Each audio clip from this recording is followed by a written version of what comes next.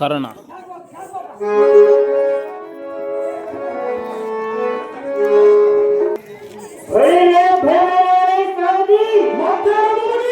ಆಶ್ಚರ್ಯದ ರೀತಿ ಹತ್ತ ಕಡೆಯಿಂದ ಸತ್ಯವಂತಿಯಾದ ಒಬ್ಬ ಮಾತನಾಡುತ್ತಿರುವರು ಯಾರಿರಬಹುದು? ಇರಲಿ ಇರಲಿ, ಹತ್ತಿರ ಮಾತಾಡಿಸೋಣ, ಏಕೋ ಆಗುವುದು ಎನ್ನುವ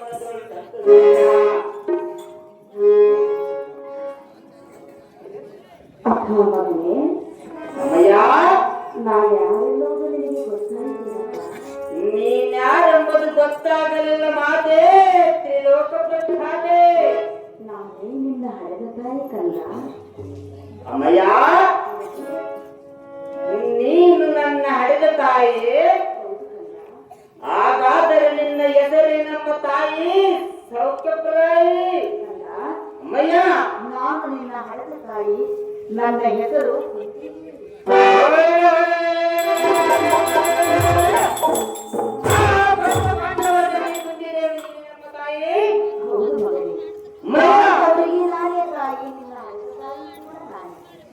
ಧರ್ಮರಾಯ, ಭೀಮ, ಅರ್ಜುನರೆಲ್ಲರೂ ನಿಮಗೆ ಅಣ್ಣ ತಮ್ಮಂದಿರಾದರು.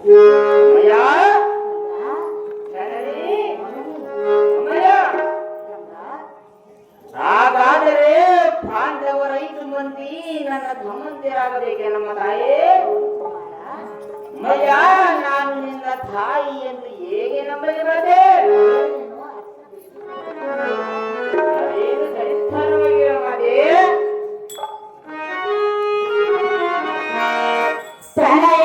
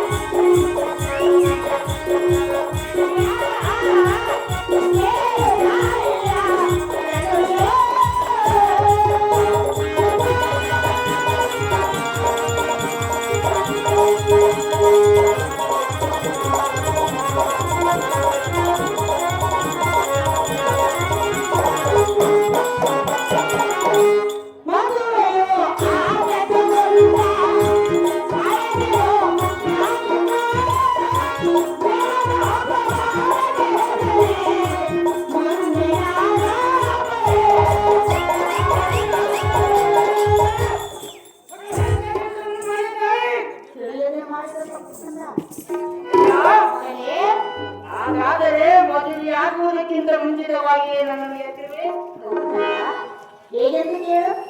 ಅದು ಹೇಗೆ ಸರಿಸ್ಥಾನವಾಗಿರಬೇಕು? ಮದುವೆಯೋ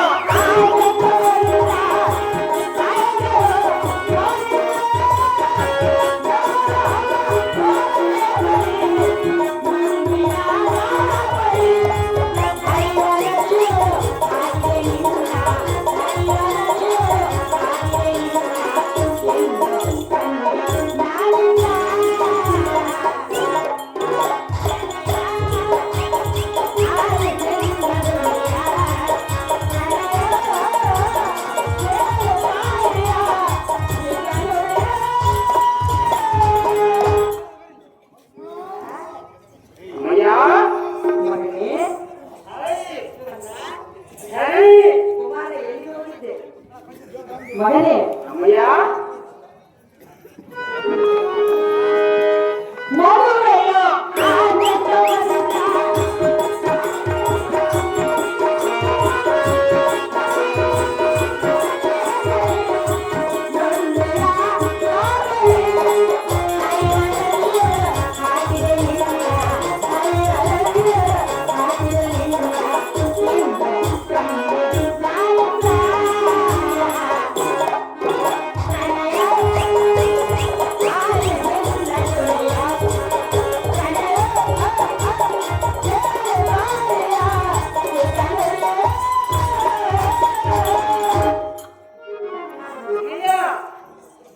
ನಾನು ಚಿಕ್ಕವಳಿರುವಾಗ ದುರ್ವ್ಯಾಸ ಮುನಿಯು ಹೇಳಿಕೊಟ್ಟಂತಹ ಮಂತ್ರ ಸುಳ್ಳು ನಿಜವು ತಿಳಿದುಕೊಳ್ಳಬೇಕೆಂದು ಸಂಧ್ಯಾ ಸಮಯದಲ್ಲಿ ನದಿಗೆ ಹೋಗಿನು ಆ ಸೂರ್ಯನ ಮಂತ್ರವನ್ನು ಜಪಿಸಿದೆನು.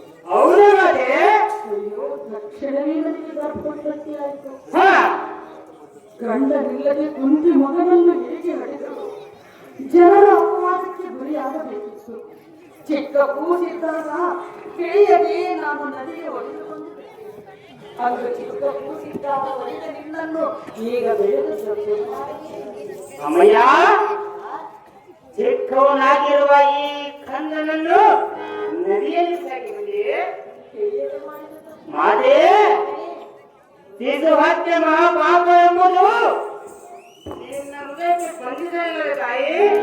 ಮಗನೇ, ಅಮ್ಮಯ್ಯ, ಬಾರದು ಬಪ್ಪದು ತಪ್ಪದು ಒಂದೊಂದು ಅನುಭವಿಸಲೇಬೇಕಲ್ಲ. ಹಣೆ ಬರದಲ್ಲಿ ಇದ್ದದ್ದನ್ನು ತಪ್ಪಿಸಲು ಯಾರಿಗೂ ಸಾಧ್ಯ? ಅಮ್ಮಯ್ಯ, ನೀವು 5-6 ಗಂಟೆ ಅಣ್ಣ ತಮ್ಮಂದಿರು ಎಷ್ಟು ಚೆನ್ನಾಗಿರುವುದನ್ನು ತಿಳಿದೇ ನಾನು ಸಂತೋಷಪಟ್ಟು ನಿನ್ನಲ್ಲಿಗೆ ಬಂದಿದ್ದೆ. ಕಂದ, ಅಮ್ಮಯ್ಯ, ನಿನ್ನ ಕಂಡ ಕೂಡಲೇ ನನ್ನ ಮನಸ್ಸು ಆನಂದವಾಯಿತು. ಚಿಕ್ಕವನಾಗಿರುವ ಈ ಕಂದನನ್ನು ನದಿಯಲ್ಲಿ ಸಾಕಿ ಬಂದೆಯಲ್ಲ, ಆಗ ಬೇಕಿಲ್ಲದ ಮಗನು ಇನ್ನು ಯಾರಕ್ಕೆ ಬೇಕಾದ ತಾಯಿ? ಅಮ್ಮಯ್ಯ, ದೈವ ಸಂಕಲ್ಪವು ಹೌದಾ ಮತ್ತೆ? ತಪ್ಪಿಸಲು ಯಾರಿಗೂ ಸಾಧ್ಯ?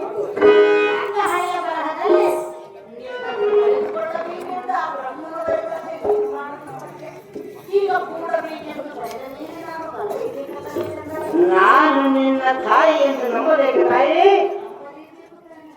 ಅಮ್ಮಯ್ಯ, ಹಾಗಾದರೆ ಇಷ್ಟು ದಿನ ಸಾಕಿ ಸಾರಿದ ಆಗಿರೋದನ್ನು ನನ್ನ ತಂದೆಯು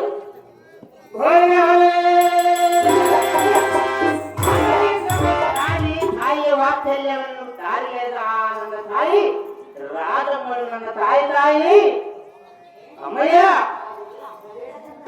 ಹೇಗೆ ಅನ್ನಬೇಕು ಮಾತೆ? ಸುಮ್ಮನೆ ಹಠವನ್ನು ಹಿಡಿಯದೆ ನನ್ನ ಹಿಂದೆ ಬಾ ಎಂದು ಕೇಳಲು ಬಂದೇಕಲ್ಲ.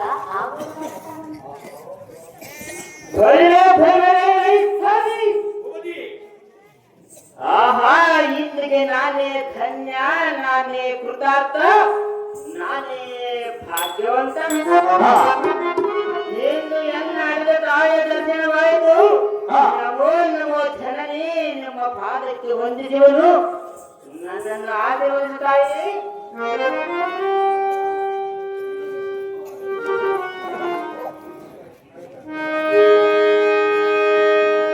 ಅಮ್ಮಯ್ಯ, ಜನನಿ, ಅಮ್ಮಯ್ಯ, ನಾನು ಕ್ಷತ್ರಿಯ ಕುಲದಲ್ಲಿ ಜನಿಸಿದ ತಾಯಿ. ಅಮ್ಮಯ್ಯ, ನಾನು ನಿನ್ನ ಕುಲದಲ್ಲಿ ಜನಿಸಿದ ತಾಯಿ. ನನ್ನಮ್ಮಿಷ್ಟು ದಿನ ಪರ್ಯಂತರ ನೀಚ ಕುಲದಲ್ಲಿ ಹುಟ್ಟಿದವನೆಂದು ಮಾತು ಮಾತಿಗೆ ಮೀರಲು ನಗುತ್ತಾ ವಾದಿಸುವುದನ್ನು ಕೇಳಿ ಎನ್ನ ಬಾಲ ಗುಣವನ್ನು ಕೈಗೆತ್ತಿಕೊಂಡು ಅಡ್ಡಾಡುತ್ತ ಈ ನನ್ನ ಮುಖವನ್ನು ಗೋಚರಕ್ಕೆ ಖಂಡಿಸುತ್ತಿದ್ದೇನೆ ಮಾತೆ. ಅಮ್ಮಯ್ಯ, ಇದುವರೆಗೂ ತಿಳಿಯಲಿಲ್ಲ ಈ ಕನ್ನಡ ಜನ್ಮದ ಮರ್ಮ. ಎಂದಿನ ಜನ್ಮದಲ್ಲಿ ತಂದೆ ತಾಯಿಯನ್ನು ನಿಂದಿಸಿದ ಕರ್ಮಿ ನಾನಾಗಿರಬೇಕೆಂದು ತಿಳಿದಿದ್ದೇನೆ ಮಾತೆ. ಅಮ್ಮಯ್ಯ, ಅದು ತಾಯಿತು. ನೀನಿಲ್ಲಿಗೆ ಬಂದ ಕಾರಣವೇನಮ್ಮ? ನನ್ನನ್ನು ಹಡೆದಮ್ಮ. ಅಮ್ಮಯ್ಯ, ಅಯ್ಯೋ, ನಿನ್ನನ್ನು ನೋಡಿದ ಆನಂದಕ್ಕೆ ಒಂದು ವಿಚಾರವನ್ನೇ ಬರೆದಿದ್ದೇನೆ. ಅದೇನು ಕಾರ್ಯ ತಾಯಿ?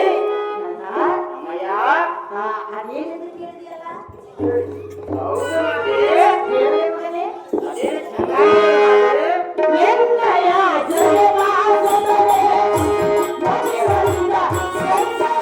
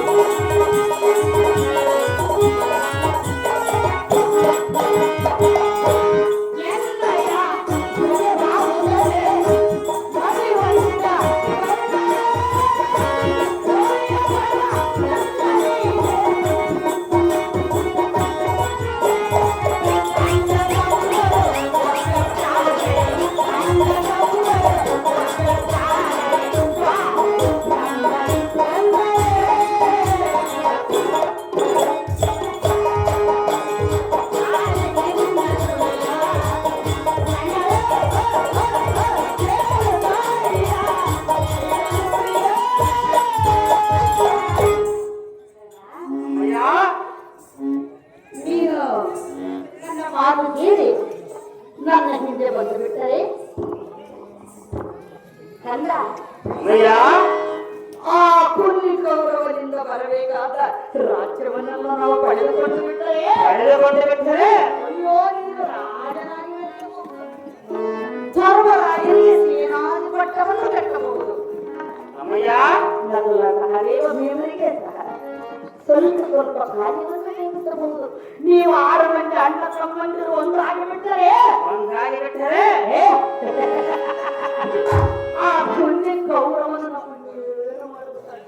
ಅಪ್ಪೋ ಮಾತೆ ಕಂದ ಎನ್ನ ಮಾತು ಕೇಳಿ ಎನ್ನ ಹಿಂದೆ ಬಾ ಕಂದ.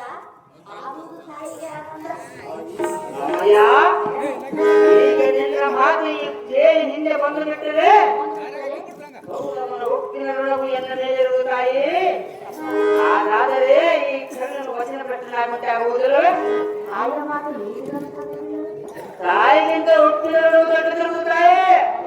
ಅಮ್ಮಯ್ಯ ಎಲ್ಲರಿಗಿಂತ ಜೀವನಿಗಿಂತ ತಾಯಿ ದೊಡ್ಡವರೆಂದು ಅಮ್ಮಯ್ಯ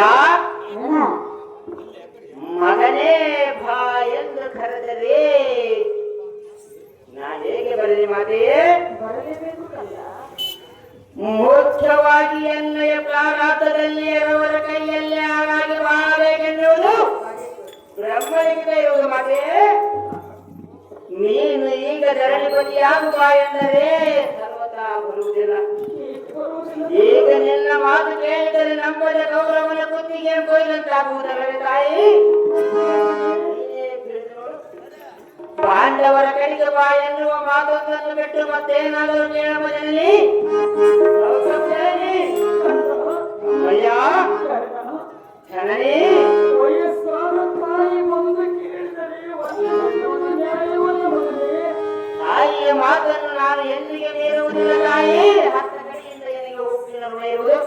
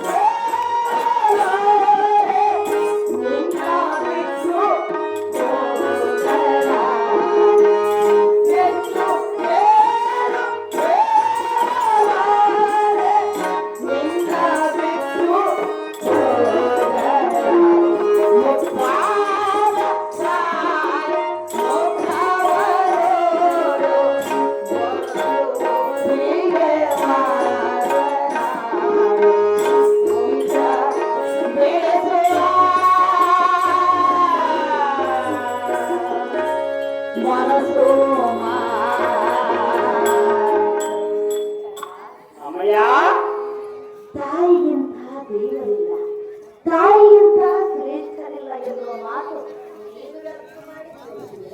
ತಾಯಿಗಿಂತ ದೇವರಿಲ್ಲ ಎನ್ನುವ ಮಾತು ಎನ್ನ ಹೃದಯಕ್ಕೆ ಸ್ಪರ್ಶಿಸಿರುವುದು ಮಾತೆ. ಹಾಗೆಯೇ ಒಪ್ಪಿಗಿಂತ ಮತ್ತೊಂದು ಋಣವಿಲ್ಲ ಎಂಬುದು ನನ್ನ ಹೃದಯದಲ್ಲಿ ಹರಿದಾಡುವುದು ತಾಯೇ. ಅಮ್ಮಯ್ಯ ಮುಪ್ಪಾದ ತಾಯಿಯ ಮುಖವನ್ನು ನೋಡಿ ಬರಲು ಒಪ್ಪಿಗೆಯ ಮಾತನಾಡಿದರೆ ಪ್ರಮಾಣ ಮಾಡಿದರೆ ನಾನು ಮತ್ತೊಂದು ಪ್ರಮಾಣದ ವಿಚಾರ ತಿಳಿಸುವೆನು ಕಂದ. ಅಪ್ಪೋ ಅಮ್ಮಯ್ಯ ಈ ಎಲ್ಲ ಮೀರಿ ಹೋದ ಮೇಲೆ ಮಗನೇ ಬಾ ಎಂದು ಹಪ್ಪಿಕೊಂಡು ಹತ್ತರೆ ಇದಕ್ಕೆ ನಾನೇನು ಹೇಳಲೆ? ಅಮ್ಮಯ್ಯ ಕೌರವನ ಒಪ್ಪದಿಂದಿದ್ದು ತಂದೆ ಸಾಯುವುದು. ಅನ್ನ ಕೊಟ್ಟವರ ಮೇಲೆ ಕೈ ಮಾಡಬಾರದೆನ್ನುವುದು ಗಾದೆಯ ಮಾತಿರುವುದು. ಅನ್ನ ಕೊಟ್ಟವರಿಗಿಂತ ತನ್ನವರೆಂದು ಹೆಚ್ಚೆಲ್ಲವೆಂದು ಶಾಸ್ತ್ರದಲ್ಲಿ ಸಾಯುವುದು. ಅಮ್ಮಯ್ಯ, ಈಗ ನಿನ್ನನ್ನೊಪ್ಪಿ ಕೌರವನನ್ನು ತಪ್ಪಿ ಪಾಂಡವರನ್ನು ತಮ್ಮವರನ್ನು ತಪ್ಪಿ ನಾನು ಯಾವ ನರಕಕ್ಕೆ ಹೋಗಲಿ ಮಾತೆ? ಕ್ಷತ್ರಿಯ ಧರ್ಮವಲ್ಲ. ಅಮ್ಮಯ್ಯ,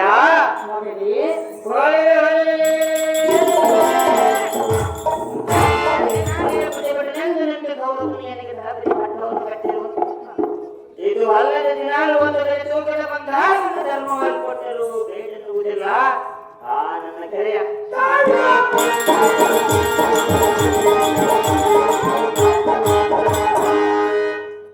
ಅಮ್ಮಯ್ಯ, ಎಂತ ಗೌರವವನ್ನು ಬಿಟ್ಟು ನಾ ಹೇಗೆ ಬರಲಿ ಮಾತೆ? ಈ ವಚನವನ್ನು ಬಿಟ್ಟು ನಿನ್ನ ಮನಸ್ಸಿನಲ್ಲಿ ಏನಿದ್ದರೂ ನಿಶ್ಚಯವಾಗಿ ಕೇಳು, ನಡೆಸಿಕೊಡ್ತೇನೆ. ಅಮ್ಮಯ್ಯ, ಈ ಮಾತಿನಲ್ಲಿ ನಿನಗೆ ಅನುಮಾನ ಕಂಡು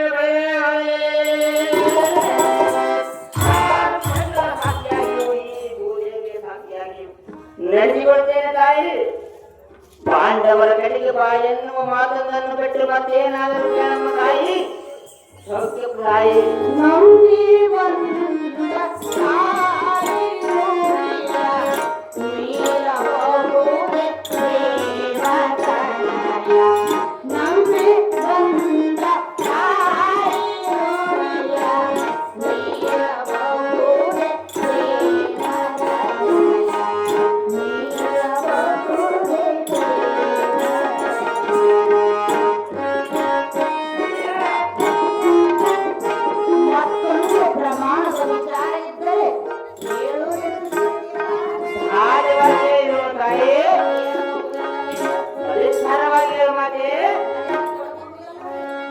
ಹಾಗೆವಾಗಿ ನಡೆಸಿಕೊಡ್ತೇನೆ ತಾಯಿ. ಸಮರದೊಳಗೆ ನಿನ್ನ ಅರುಣನ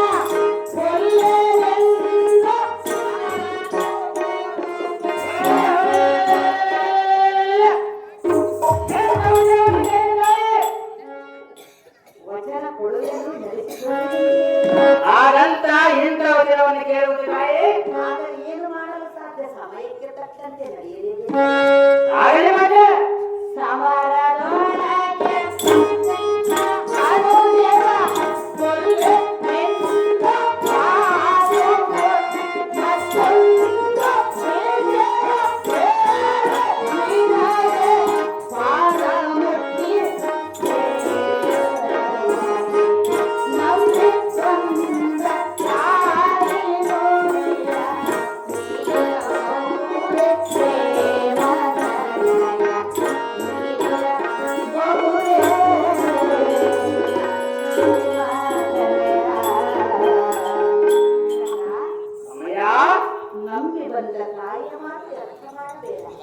ಮಗನೇ, ಮತ್ತೊಂದು ಪ್ರಮಾಣದ ವಿಚಾರ ಇದ್ದರೆ ತಿಳಿಸಿಲ್ಲ. ಸಹಜವಾಗಿ ತಾಯಿ, ಯುದ್ಧ ಮಾಡುವ ಸಮಯದಲ್ಲಿ ಅರ್ಜುನನೊಡನೆ ಪ್ರಮಾಣ ತೊಡುವುದಿಲ್ಲವೆಂದು ನನಗೆ ಮಾತು ಕೊಟ್ಟು ಪಾದ ಮುಟ್ಟಿ ಪ್ರಮಾಣ ಮಾಡಿದರೆ ನಿನ್ನಿಂದ ಮಾತು ದಿಟ್ಟವೆಂದು ನಂಬುವೆನು ಕಂದ. ಆಗ ಕುಂತಿಗಾರುವುದು ಆನಂದ. ಅಮ್ಮಯ್ಯ, ತಾಯಿ, ಈ ವಚನವನ್ನು ಕೇಳಿ ಬಾ ಅಂತ ಹೇಳಿ ನಿನ್ನ ಹರಿಯನಾದ ಶ್ರೀಕೃಷ್ಣ ಹೇಳಿರುವೆ. ಅಮ್ಮಯ್ಯ, ನಿನ್ನ ಹಿರಿಯ ಮಗನಾದ ಧರ್ಮರಾಜ ಹೇಳಿರುವೆ. ಅಮ್ಮಯ್ಯ, ಎಲ್ಲವಾಯಿತೇ ನಿನ್ನ ಬುದ್ಧಿನ ಮಗನಾದ ಭೀಮ ಹೇಳಿರುವೆ. ಅಮ್ಮಯ್ಯ,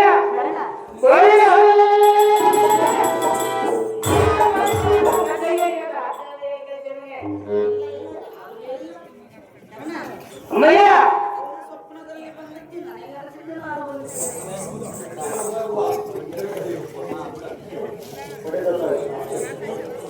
ಅಮ್ಮಯ್ಯ, ಮಗನೇ, ಆಗಲಿ ಮಾತೆ. ಜನರೇ, ಹಾಯ್ ಎನ್ನ ಕಡೆದ ಮಾತೆ, ಎನ್ನ ಹರಕಂತ ಆಗಲಿ ಮಾತೆ. ಈ ಕರ್ಣನ ವಚನಕ್ಕೆ ಬಡಿದಾಡುವನಲ್ಲದೆ ಮೈ ಸೊಕ್ಕಿ ಬಡಿದಾಡುವನಲ್ಲ.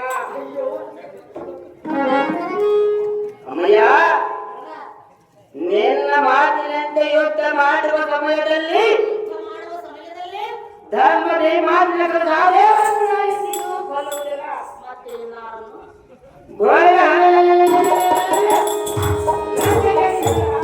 ಬಂದರೆ ಅವನು ಬಿಡುವುದಿಲ್ಲ. ಅಯ್ಯ, ಆ ಪಾತ್ರದಿಂದ ನಾನು ಸತ್ತರು, ನನ್ನಿಂದ ಆ ಪಾತ್ರ ಸತ್ತರು, ನಿನಗೆ 5 ಮಂದಿ ಪುತ್ರರು ಉಳಿಯುತ್ತಾರೆ ತಾಯಿ. ಹಾಗಾದರೆ ನಾನು ಸತ್ತರು ಪರವಾಗಿಲ್ಲ ತಾಯಿ. ನಿನಗೆ ಮಕ್ಕಳನ್ನು ಯಾರಾದರೂ ತಾಯಿ ಮತ್ತೆ ಅಮ್ಮಯ್ಯ ಸಂಕಟ ಬಂದಾಗ ಆಗಲಿ ಮಾತೆ, ಮತ್ತೊಂದು ಪ್ರಮಾಣದ ವಚನವನ್ನು ಇರುವುದೆಂದು ಹೇಳಿದೆಯಲ್ಲಮ್ಮ, ಅದೇನು ವಚನ ಹೇಳು.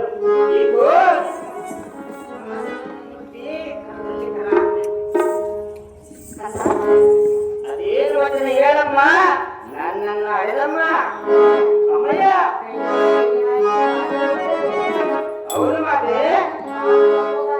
ಎಂದಿಗೂ ಪೂಜೆಲ್ಲ ಮಾತೆ. ನಿನ್ನ ಅಮ್ಮಯ್ಯ ಪ್ರಮಾಣ ಮಾಡಿದೆಲ್ಲ ಸಹಜವಾಗಿ ಮಾಡಿ ತಾಯಿ.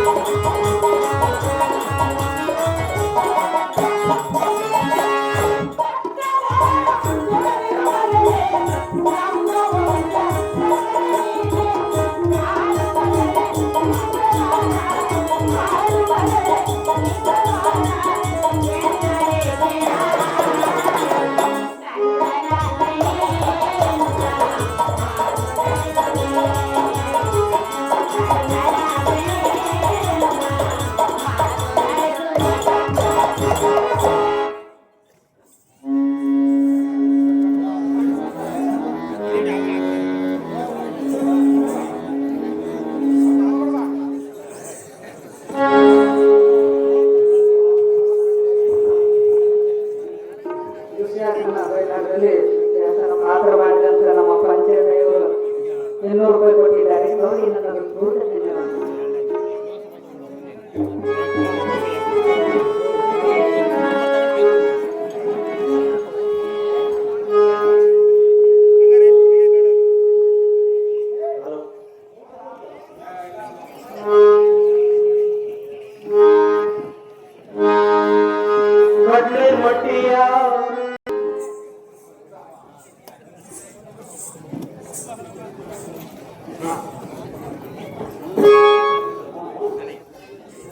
ಪಂಚಾಕ್ಷರಗಳು ಸಾಧು ಪಾತ್ರಕ್ಕೆ 100 ರೂಪಾಯಿ ಪ್ರೇಮ ರೂಪಾಯಿ ಕೊಟ್ಟಿದ್ದಾರೆ. ಅವರಿಗೆ ನನ್ನ ಹೃತ್ಪೂರ್ವಕ ಧನ್ಯವಾದಗಳು. ಯುದ್ಧ ಮಾಡುವ ಸಮಯದಲ್ಲಿ ಸತ್ಯಮಾನ ಕೊಡುವುದಿಲ್ಲವೆಂದು ನನಗೆ ಪ್ರಮಾಣ ಮಾಡಿದರೆ ನಿನ್ನ ಮಾತು ದಿಟ್ಟವೆಂದು ನಂಬುವೆನು ಕಂದ. ಆಗಲಿ ಮಾತೆ, ದೊಡ್ಡ ಬಾಣವನ್ನು ಮತ್ತೊಂದು ಸಾರಿ ತೊಡುವುದಿಲ್ಲ, ಇಟ್ಟ ಗುರಿಯನ್ನು ಇರುವುದಿಲ್ಲ. ಈಗ ನಿನಗೆ ಸಂತೋಷವಾಯಿತೇನಮ್ಮ?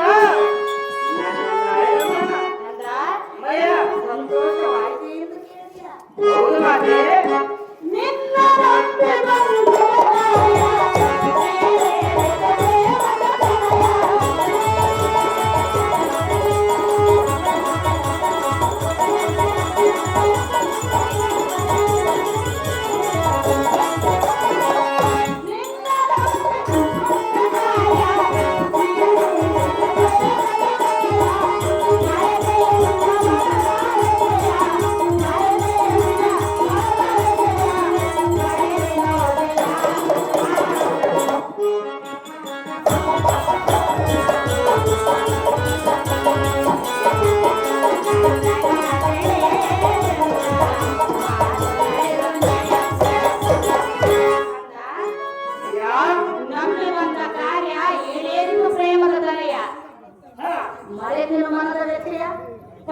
ನಾನು ಇಲ್ಲಿಗೆ ಜಯ ಗಂಗ.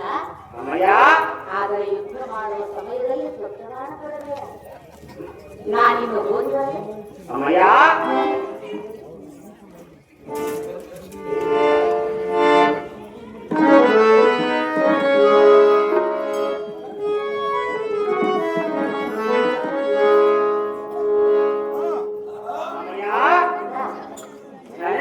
ಮಗನೇ ಮಾತೆ ನಿನ್ನ ಹಳ್ಳಗಂಗ ಆಗಲಿ ಮಾತೆ ಯುದ್ಧ ಮಾಡುವ ಸಮಯದಲ್ಲಿ ದೊಡ್ಡ ಬಾಣವನ್ನು ಮತ್ತೊಂದು ಸಾರಿ ತರುವುದಿಲ್ಲ, ಏಟ ಗುರಿಯನ್ನು ಇಡುವುದಿಲ್ಲ. ಈಗ ನಿನಗೆ ಸಂತೋಷವಾಯಿತೇನಮ್ಮ? ನನ್ನನ್ನು ಹಡೆದಮ್ಮ, ತೆಗೆದುಕೋ ನನ್ನ ಈ ಬಿಲ್ಲು ಬಾಣಗಳನ್ನು. ಮಗನೇ ಅಮ್ಮಯ್ಯ, ಸಂತೋಷವಾಯಿತು ಎಂದು ಕೇಳಿಯಾ? ಸಹಾಯವಾಗಿದೆ ಎನ್ನುವ ತಾಯಿ.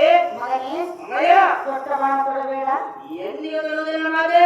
ತಾಯಿಗೆ ಕೊಟ್ಟ ಮಾತು ಮೀರಬೇಡ. ಈ ಕಣ್ಣನ್ನು ಕೊಟ್ಟ ವಚನಕ್ಕೆ ಬಡಿದಾಡುವ ತಾಯಿ. ಮಗನೇ ಅಮ್ಮಯ್ಯ,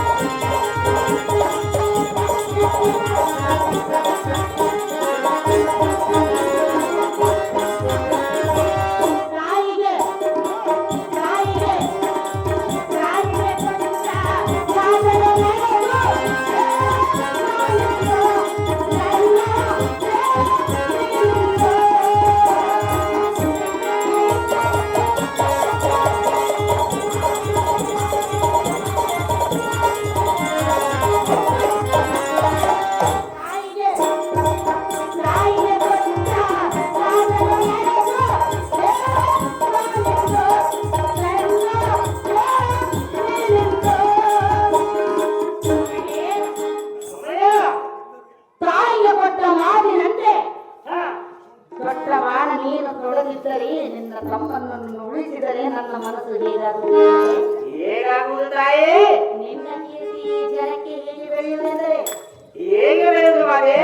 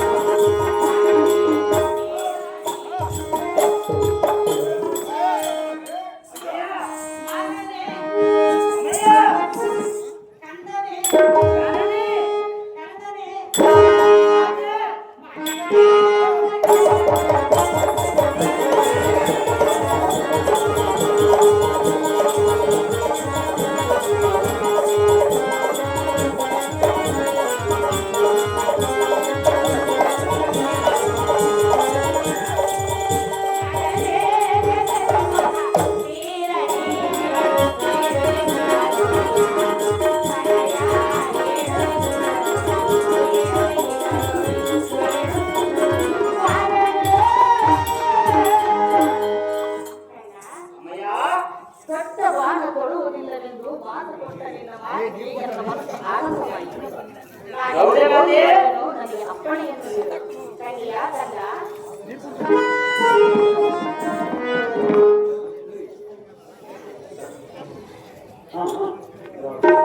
ಮಗನೇ, ಆಗಲಿ ಮಾತೆ, ಸಂತೋಷದಿಂದ ಹೋಗಿ ಬಾ ನಮ್ಮ ತಾಯಿ, ಸೌಖ್ಯಪದಾಯಿ. ನಿನ್ನ ಹೆಸರು ಕಂದ.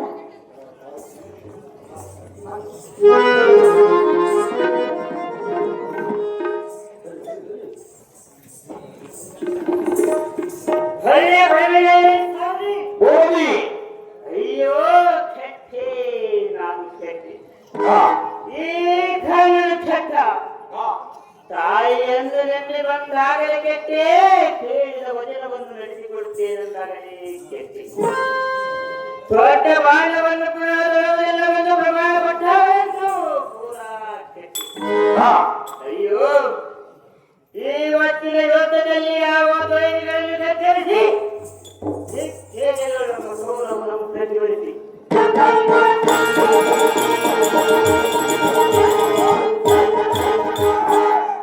ಎಣ್ಣೆಯ ಪ್ರತಾಪವನ್ನು ಮುಂದುವರಿಸಬೇಕೆಂಬ ಈ ಕನ್ನಡ ಜಾತ್ರೆಯು ನಾಶವಾಯಿತು. ಇದು ಮಾತ್ರ ವಿಷ್ಣುವಿನ ತಂತು ನಾನಂತೂ ಮಾಡಲಿ. ಅಹೇ ಕಪಟ ನಾಟಕ ಸೂತ್ರಧಾರಿಯಾದ ಕೃಷ್ಣನು ನಿನ್ನ ಗಾಳಿ ಮೊದಲ ದೇಶರ ಹತ್ತಿರನಿಗೆ ಬಂಪರವಾಗಿ ಬರುವ ನಿನ್ನ ಹೆಕ್ಕರಿಕೆಯನ್ನು ನೋಡುತ್ತಿದ್ದೇ ಸಮರವನ್ನು ಸರದಿಯೋಳಿ ನಿನ್ನನ್ನು ಹತ್ತಿರನ್ನು ಹಚ್ಚಿ ತೆಗೆಯುತ್ತಿದ್ದೆ.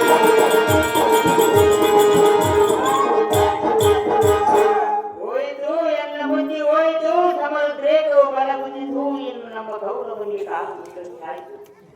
ಅಹೇ ಪರಮೇಶ್ವರ, ಇನ್ನು ನಮ್ಮ ಮುಂದಿನ ಕಾಲಕ್ಕೆ ಧೈರ್ಯವೇ ಸರ್ವಸಾಧನ.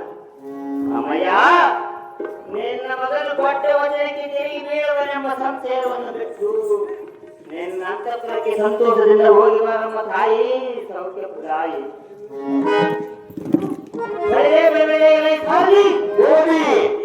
ಈಗ ನಮ್ಮ ದೊರೆಯಾದ ಗೌರವ ಮಹಾರಾಜನಲ್ಲಿ ಗತವನ್ನು ಬಿಡುವಂತಹ ಸಾಧಿ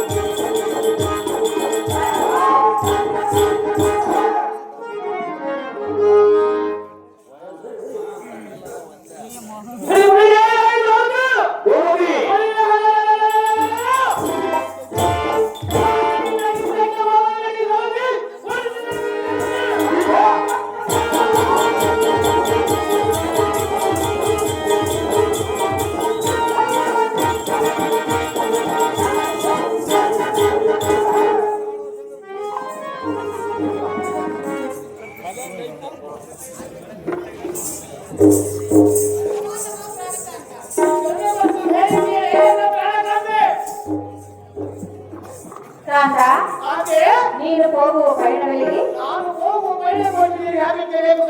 ನಿನ್ನ ಸತಿಯನ್ನು ಮುಂದೆ ತಿಳಿಸಬೇಕಲ್ಲವೇ? ಯಾತಕ್ಕೆ ತಿಳಿಸುವುದಿಲ್ಲ?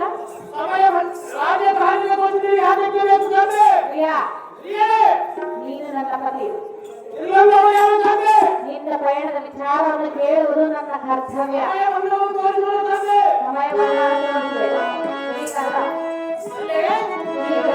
ಸಮಯವಿಲ್ಲವೇ?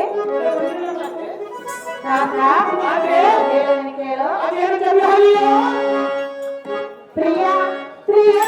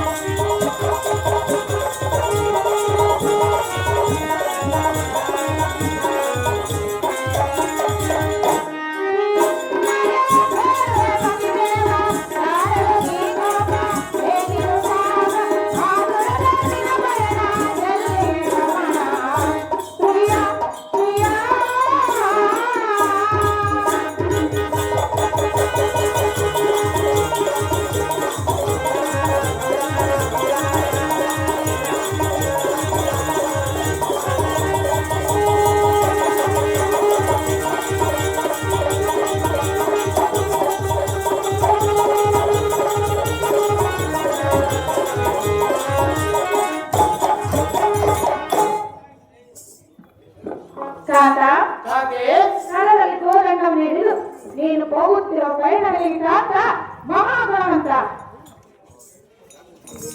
ಹಾಗೆ ಸ್ವಾಮಿ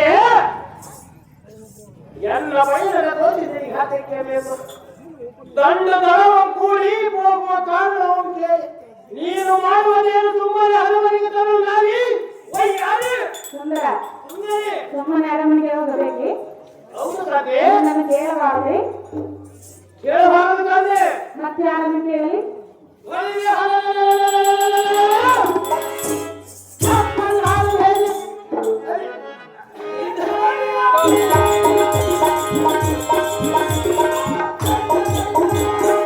ನಾನು ಹಿಂದಕ್ಕೆ ಹೋಗುವಾಗ ಅಡ್ಡಗಡ್ಡೆ ಅವಶ್ಯಕತೆ ಮಾಡಬಾರದು ತಾನೆ ಅದೇ ಯುದ್ಧಕ್ಕೆ ಹೋಗುವ?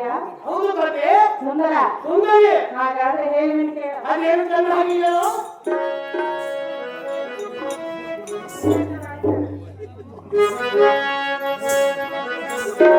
ನೀಯನ್ನ ಬಾಳಿನ ರಾಜ, ನಾನಿನ್ನ ಪ್ರೇಮದ ರೋಜ, ನಾನಿನ್ನ ಬಿಡಲಾರೆ ನಿನ್ನ ನನ್ನ ನೀಯನ್ನ ಬಾಳಿನ ರಾಜ.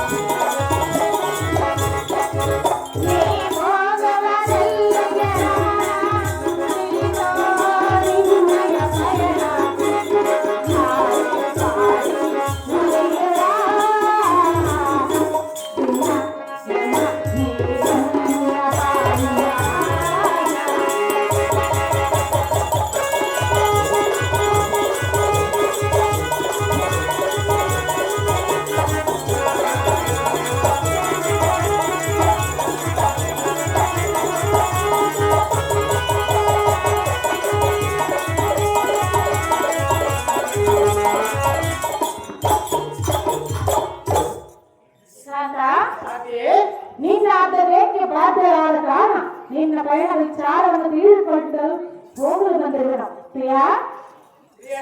ಆದ್ದರಿಂದ ನಿನ್ನ ಪಯಣದ ವಿಚಾರವನ್ನು ತಿಳಿದು ಅಂತ ಗುಣವಂತ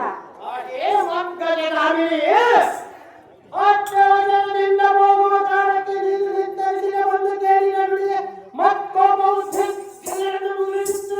ಹೌದೇ ಅದೇ ಕತೆ ಅಂತ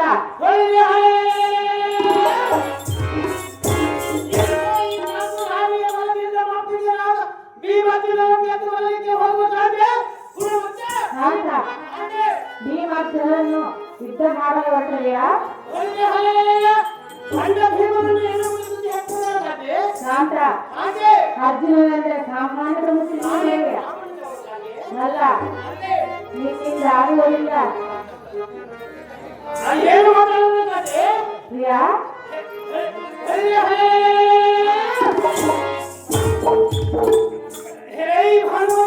ಸುಂದರ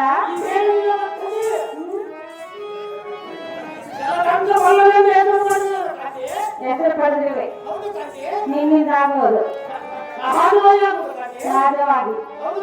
ಶಾಂತ ಒಲವಿನ ಚೆಲುವ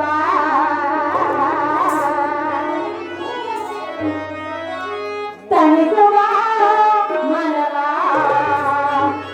ಬಾಬಾರ ಜಟಗಾರ ಬಾಬಾರ ಜಟಗಾರ ಹರಿವಿನ ಬಿಡುತ್ತಿನ ನಿನ್ನ ನೆನಪಿನ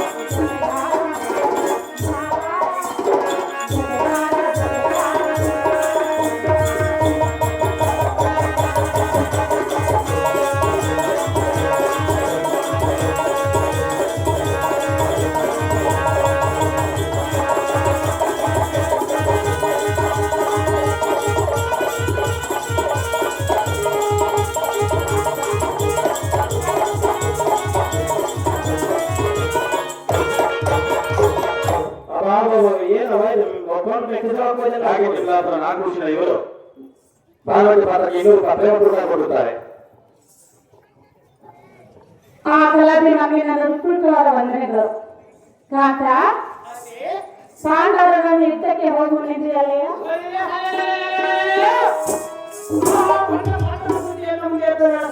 ಪ್ರಿಯ ಅವರ ರಾಜ್ಯ ಅವರಿಗೆ ಕೊಟ್ಟು ಅವರನ್ನು ಧರ್ಮದಿಂದ ನಡೆಯಲು ಅವಕಾಶ ಮಾಡಿಕೊಡು ಪ್ರಿಯ.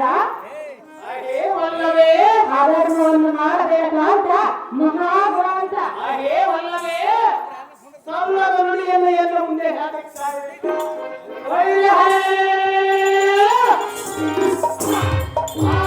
ಪಾಂಡವರಿಗೆ ಆದ ರಾಜ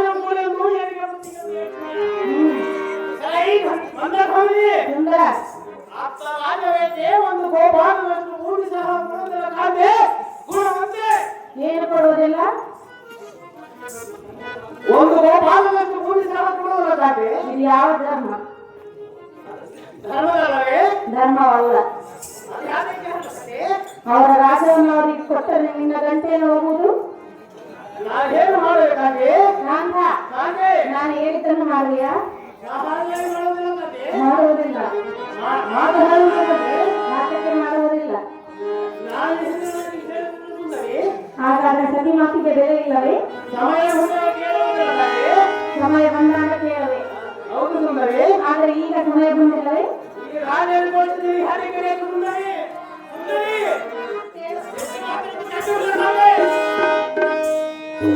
ಸರಿಯಾದ ಮಾತಿಗೆ ಬೆಲೆ ಇಲ್ಲ. ಎಷ್ಟು ಹೇಳಿದರೆ ಫಲವಿಲ್ಲ. ಸರಿಯಲ್ಲ, ಇದು ಒಳಿತಲ್ಲ ಪ್ರಿಯ. ಸರಿಯಲ್ಲ, ಇದು ಒಳಿತಲ್ಲ. ಸತಿಯ ಮಾತಿಗೆ ಬೆಲೆ ಇಲ್ಲ. ಎಷ್ಟು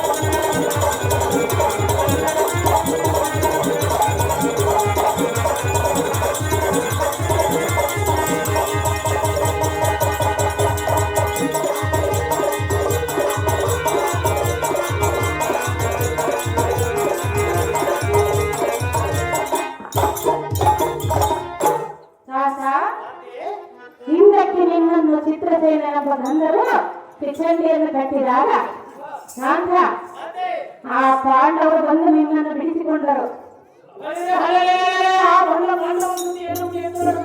ಅಂಥವರನ್ನು ಧರ್ಮದಿಂದ ನೋಡುವುದು ಬಿಟ್ಟು ಅಧರ್ಮಕ್ಕೆ ಮನ ಮಾಡಿ ಹೊರಟಿವೆಯಲ್ಲ ಶಾಂತ, ಏನಾಯ್ತು? ಹೌದೇ? ಅದಕ್ಕಾಗಿ ಹೇಳುವ ಸತಿಯ ಮಾತನ್ನು ಮೀರಬೇಡವೆಂದು ಅವರ ರಾಜ್ಯ ಮಾಡಿ ಕೊಡುತ್ತ ಮಹಾ ಅಶ್ವತ್ಥಾಮ ಅಶ್ವತ್ಥಾಮ ಮೂರ್ಖರೇ ಶಾಂತ, ಎಲ್ಲದವನಿಗೆ ನಿತ್ಯ ಎಲ್ಲ ಮುಂದೆ ಹಿಂದಿನ ಸಂಗತಿಯ ಮೇಲೆ ಮತ್ತಷ್ಟು ಸುಂದರಿ ಸುಂದರ ಸುಮ್ಮನೆ ಬಾಯಿ ಮುಚ್ಚಿಕೊಂಡು ಹೋಗು, ಇಲ್ಲವಾದರೆ ಹೊರಗೆ ದೇಹ ವಿಭಾಗವಾಗಿ ಹಿರಿಯಂತ ಹಾರಿ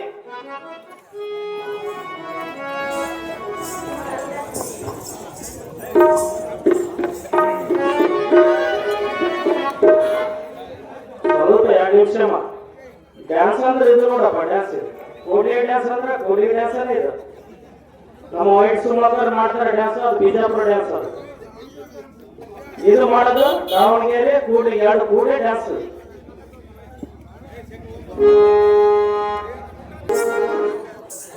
ಶಾಂತ, ಸುಂದರ, ಸುಂದರಿ ನನ್ನ ಮಾತು ಕೇಳು. ಸರ್ವತ ಕೇಂದ್ರ ಕಾದೆ ಪ್ರಿಯ, ಪ್ರಿಯೇ ನೀನು ನನ್ನ ಪ್ರೀತಿಯ ಬಗೆಯಲ್ಲವೇ? ಇಲ್ಲಂದವರ ಕಾದೆ ಆದ್ರೆ ನನ್ನ ಬಗ್ಗೆ ಪ್ರೀತಿ ಕೇಳುವುದಿಲ್ಲ, ನಾನು ಎಷ್ಟು ಮಾತನ್ನು ಕೇಳುವುದಿಲ್ಲ ಕಾದೆ. ಕೇಳುವುದಿಲ್ಲವೇ? ಹೌದು ಸುಂದರಿ ಶಾಂತ, ಕಾದೆ ಹೇಳಿ. ಏನಿ ಮಾತುಗಳು ಹಾಡುವುದ ಕಾದೆ. ಶಾಂತ, ಕಾದೆ ಏನಿ ಮಾತುಗಳನ್ನು ಹಾಡಿಲ್ಲ, ಧರ್ಮದಿಂದ ನಡೆಯುವ ಮಾತನ್ನು ಹೇಳಿದರು. ನಿನ್ನ ಮಾತು ಕೇಳಲಿಕ್ಕೆ ನಾನು ಬಂದಿಲ್ಲ ಸುಂದರಿ. ನಲ್ಲನೆ ಕವಿ ಮಾತಿಲ್ಲ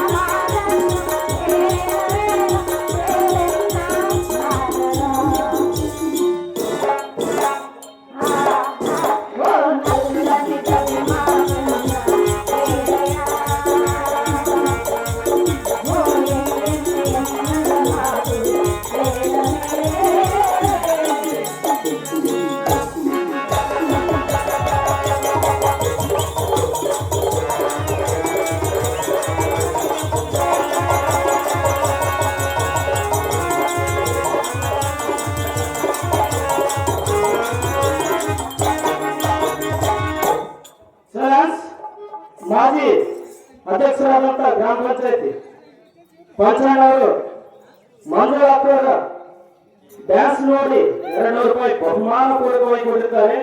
ಬನ್ನಿ ಜೋರಾದ ಚಪ್ಪಾಳೆ. ಪಂಚಣ್ಣವರಿಗೆ ನನ್ನ ಉತ್ಕೃಷ್ಟವಾದ ವಂದನೆಗಳು. ಆಯ್ತವ ನೀವು ಲಾಟ್ರಿ ಹೊಡಿತೀರಿ.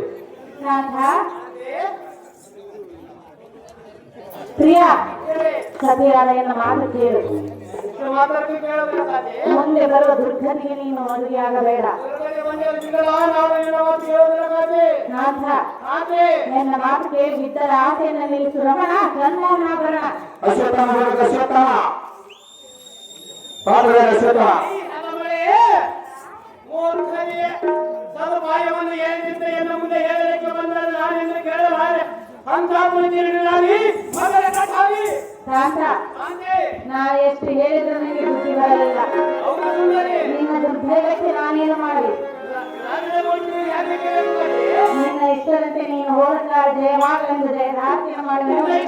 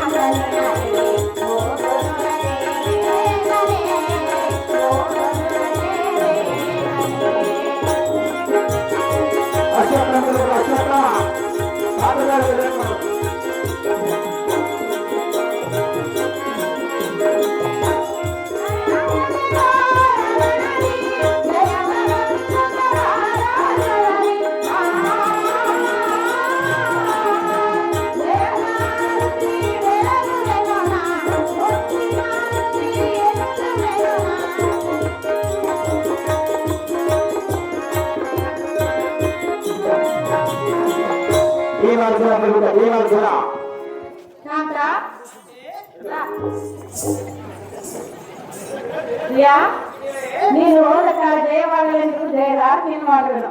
ಜಾಗ್ರತೆಯಿಂದ ಹೋಗಿ ಬಾ ಕಾಂತ ಮಹಾಗುಣವಂತ.